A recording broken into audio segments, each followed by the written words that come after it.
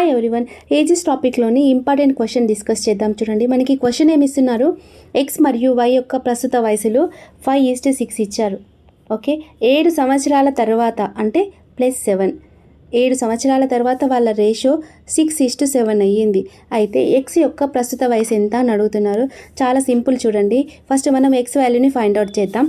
అయితే 7 సంవత్సరాల తర్వాత అన్నారు కాబట్టి 7 ఇంటూ సెకండ్ రేషియో 6:7 ఉంది కదా, వాటి మధ్య డిఫరెన్స్ 1 అంటే 7 into 1 by next proportions value తీసుకోవాలి. 6 ఇంటూ 6 36, నెక్స్ట్ 5 7 జా 35. సో ఈ 36 35కి మధ్య డిఫరెన్స్ ఎంత ఉంది, 1. ఈ 1 అనే వాల్యూ డినామినేటర్లో వేయాలి. సో ఏమవుతుంది, మనకి ఎక్స్ వాల్యూ అనేది 7 అవుతుంది. సో ఎక్స్ యొక్క ప్రస్తుత వయసు ఎంత అని అడుగుతున్నారు. సో ఈ వచ్చిన వాల్యూని ఫస్ట్ రేషియో ఇచ్చారు కదా 5:6, దాంతో మల్టిప్లై చేయాలి. 5 ఇంటూ 7, సో ఏమవుతుంది 5 7 జా 35, నెక్స్ట్ 6 ఇంటూ 7, సో 6 7 జా 42. సో మనకి ఎక్స్ యొక్క ప్రస్తుత వయసు అడిగినారు కాబట్టి 35 ఇయర్స్ ఈజ్ ద ఆన్సర్.